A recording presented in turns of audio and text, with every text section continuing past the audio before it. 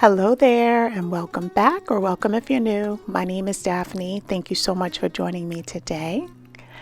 We are going to be doing a bunch of midsummer garden chores in this video.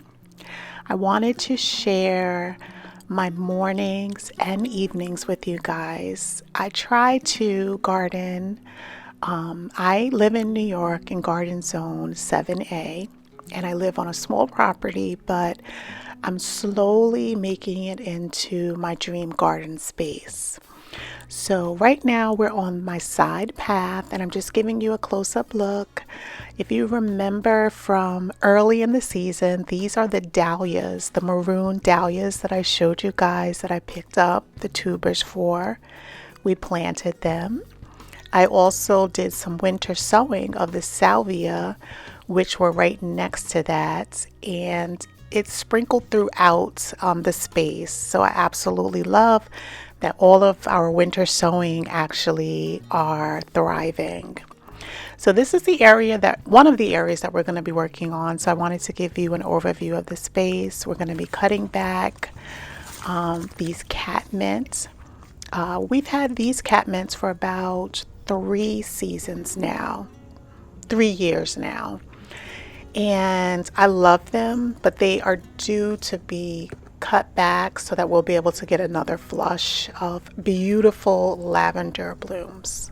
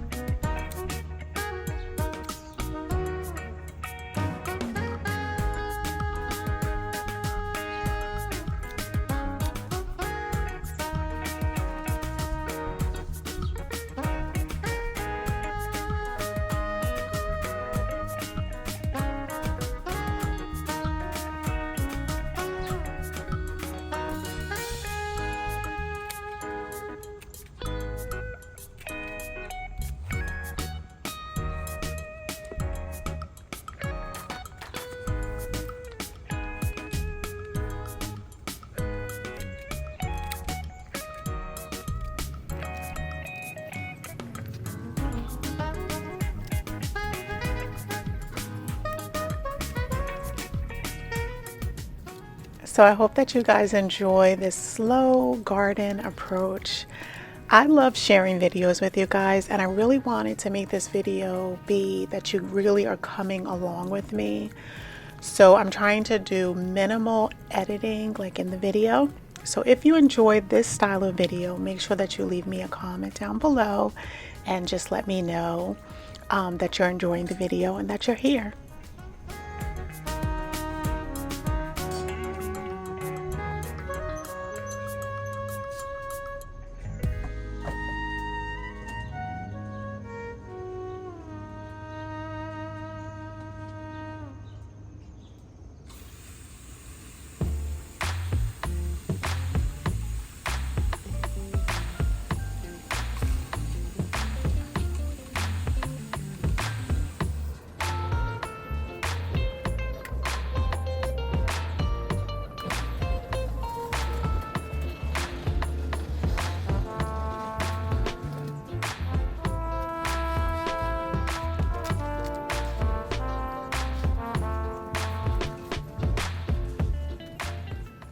So we're just going to add back the bird bath over here, and then we're going to head inside and we're going to start work for the day.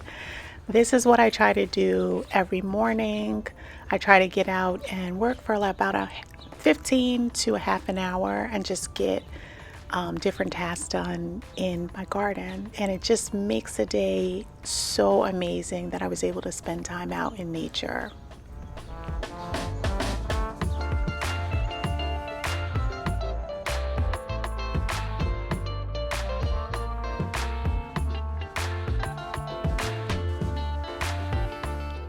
This is the next morning. We're up early again. I went and I grabbed my tripod so I'll be able to put you guys up so that we can get some projects done for this day.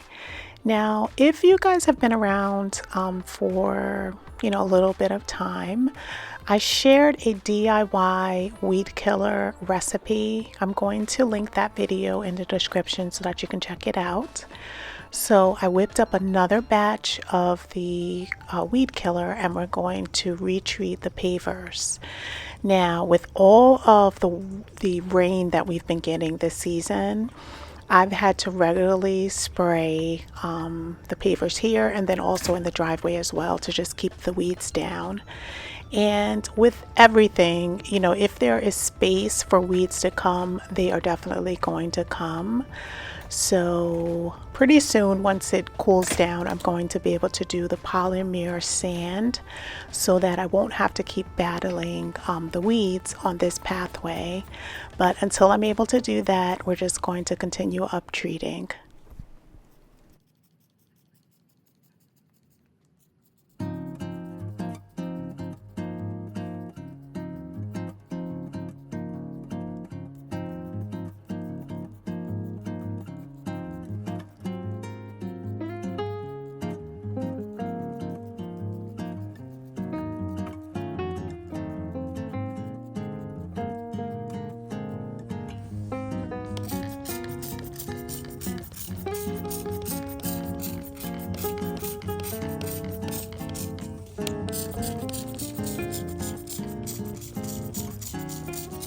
Let me know if any of you tried the weed killer and if it worked for you.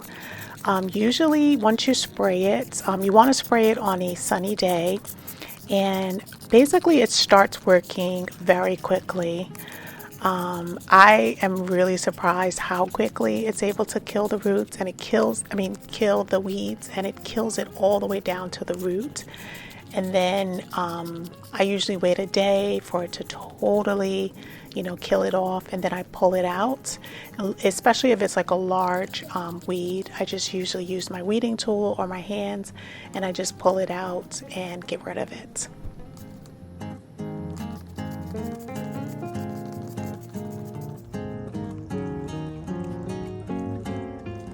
The next project that I wanted to do was I wanted to define the bed in this section. So in my last video, I added in a hardy hibiscus. It's the Luna series. And I added it into the grassy area on this side. And then I also did another one on another bed on the other side. And on the bed that we created on the left-hand side facing out, I went through and I defined it. I removed the grass plugs and I mulched. I cardboard mulched and everything, all in that same video. But on this side, I was only able to get the hibiscus into the ground. So on this morning, I'm using my straight edger. I'm defining the border of the bed. I'm wetting it down because the soil is pretty dry. I haven't watered yet, for the day. So I'm just going in and I'm wetting it down to just make it a lot easier for me to be able to remove some of the grass and to really define that edge. As you guys know, I love to have a crisp, live edge in all of my garden beds. So I take it with this straight edge. It's all manual. I remove in this case, I'm removing some of the grass. I'm going in at a 45-degree angle. I usually come in on this side and then I go in on the other side so that there's a nice V-notch for when I put the cardboard and also the mulch. It just makes it very nice and clean, and it's also pretty easy to be able to maintain in between when you're doing your edging for the lawn. So if you are deciding to do any type of bed like this, I definitely would suggest you using a live edge I don't use any of like the plastic barriers in most cases. Recently, I started using large rocks, but really that's more a decorative touch. I prefer to just have that nice crisp live edge. Now, because we are removing the grass, I'm really trying to get all the way to the edge itself so that when I go in with the cardboard and also the mulch, it's nice and clean. So I have my Hori Hori knife that I have from Corona. This is going to be linked inside of the description, along with as much tools and decor pieces that you see in the video. It's all going to be linked in the description in case you're interested in shopping it. I'm going to have my Amazon, my Lowe's, and also my LTK link so that however you like to shop, you're able to click on the link and you're able to see all of the products that I use in my outdoor space. So I hope that you guys enjoy it.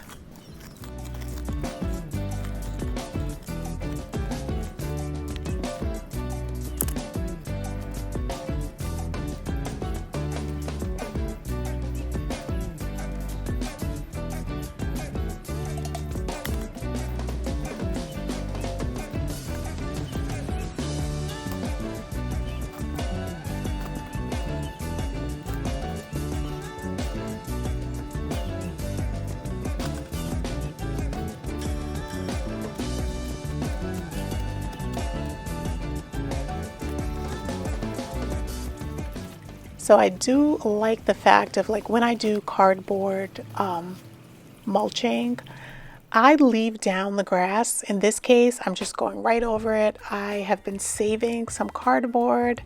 So I'm trying to remove the grass that's up against the light post.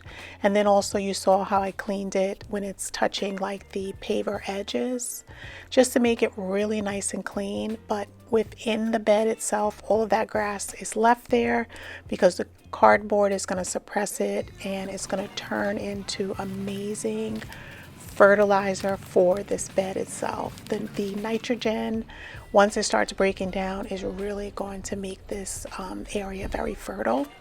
So this is how the cardboard looks. I like to really like stack it up so that it really suppresses all of the grass and weeds, and it works out pretty well. So before I add in the mulch, I'm just wetting down the cardboard and then we're going to put on the mulch on top of it.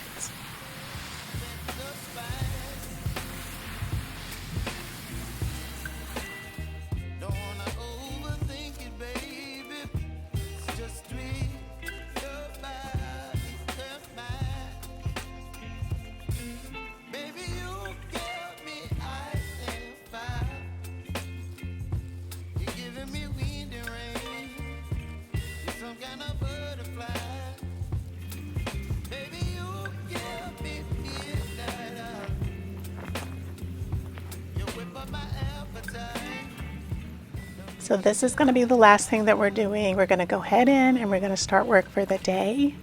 I did at the end of the day, I snuck out and I cut myself 3 of my maroon dahlias and I put it on my desk so that I can enjoy it.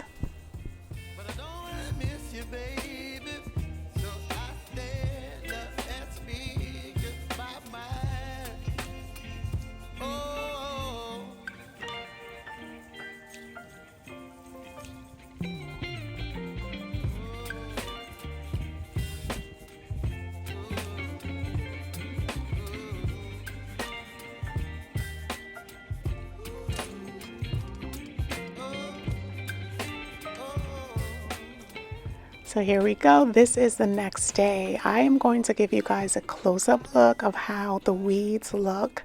So yesterday we sprayed down the DIY weed killer, and I'm going to show you how the weeds look after 24 hours.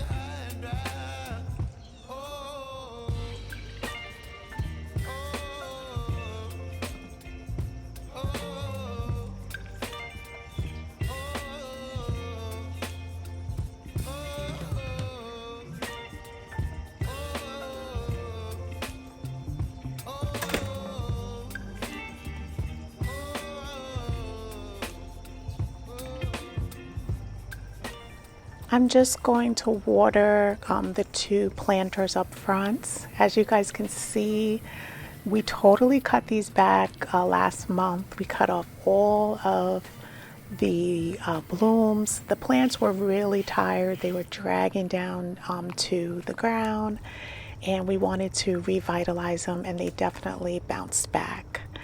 So in a past video, we had started doing the zoysia plugs on this side, and I still had about a half a tray left. So I'm just going to lay them out on this side of the lawn, and we're going to pop them in. So in case you're not aware, we are transitioning our cool season lawn over to a warm season lawn. I live in New York, Garden Zone 7A. Technically, I should have a warm season lawn, but we struggle with keeping our grass hydrated during the summer. And one of my neighbors had told me that they have a warm season grass, and their grass looks amazing during the summer because it can take a lot of drought and a lot of hot temperatures. So I decided that I was going to take my chance and transfer over. And I did my research, and I decided that I wanted to do the zoysia grass. So on the other side, I tilled it up, and we started from bare soil, and I put in plugs on that side back in May. And slowly I've been putting plugs in on this side. And with plugs, we put them in about 12 inches on center. And on the right hand side, it is really spreading, and it should be totally filled in within the next year. And it takes a long time, but it's going to look amazing once it fills in. So by next spring, so 2026, we should have a full lawn on this side over here. And on the side that we are adding into the grassy area, that one is going to slowly take over the current grass because the zoysia grass is really aggressive. So it's basically going to kill off the other type of grass, and it's going to transition over to zoysia. So I'm super excited to see how that looks, but that process is going to take a little longer than the side on the right.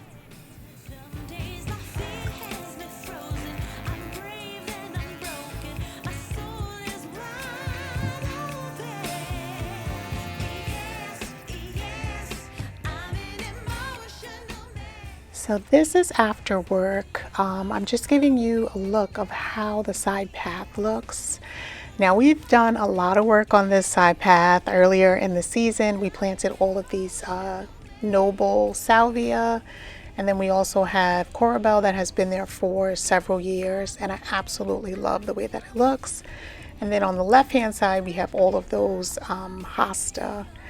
So I know that you guys had suggested, instead of me clipping towards the bottom of the hosta, to just remove some of the plants.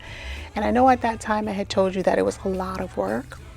And it is a lot of work because underneath all of these hostas are large, like boulder stones that the hostas are planted in between and in some cases underneath. But today it is a nice cool day, so we are going to try to remove just a portion of the hosta that are closer to the pathway. So I'm starting out in this little section, and then I'm going to do another little section, and it actually worked out pretty well.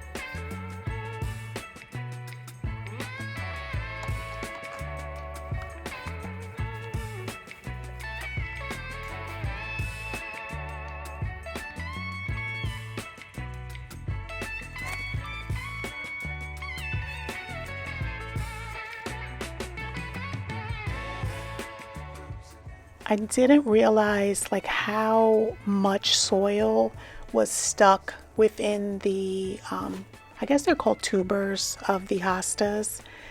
And so what I did was I removed all of that, and now I'm just going in and adding in some soil so that it's not a big hole. And then we're just going to clean up everything, and then I want to do 2 more projects before we finish for this evening.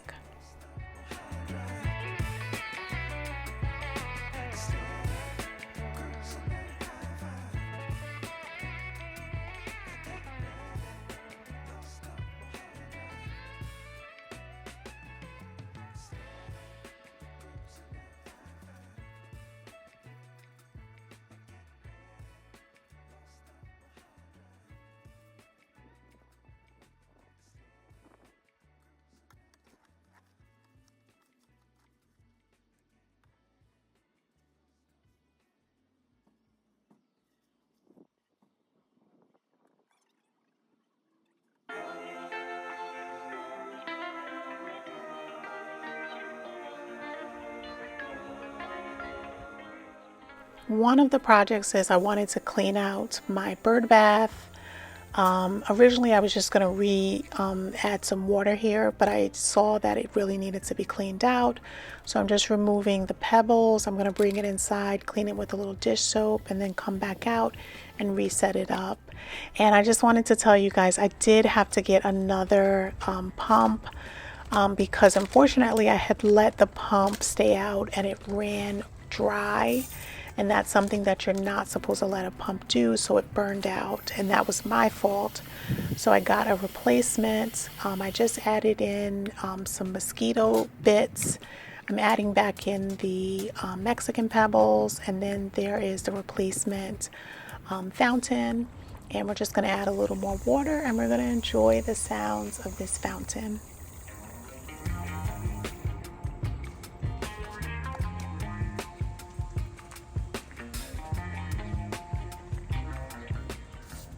The last project that I wanted to do is I wanted to clean down the driveway.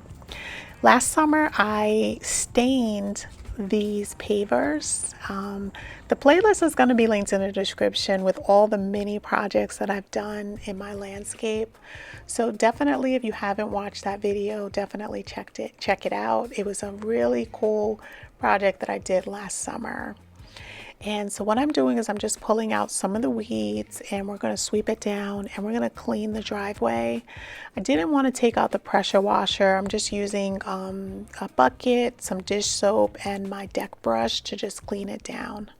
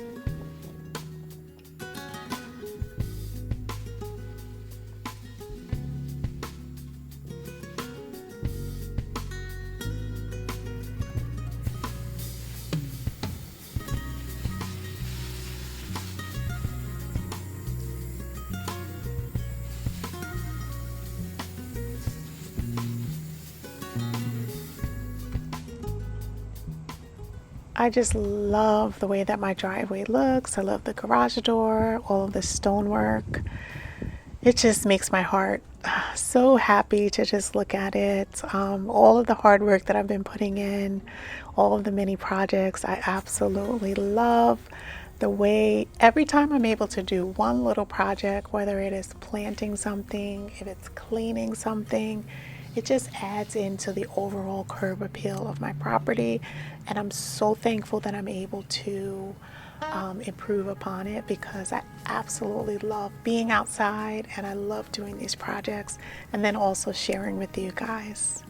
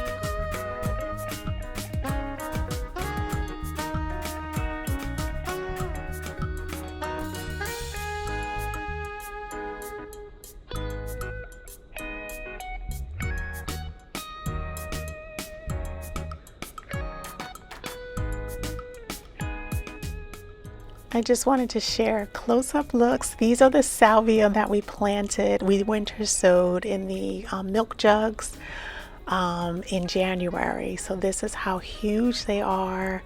We have them dotted throughout the property, and I think they're absolutely amazing, and all of the pollinators are really enjoying it.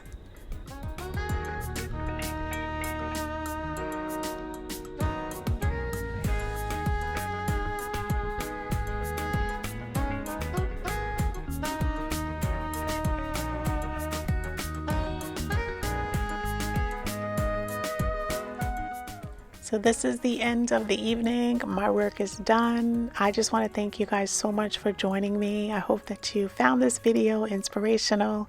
If you did, make sure that you share it with someone and also give it a thumbs up. And until the next time, have a blessed day.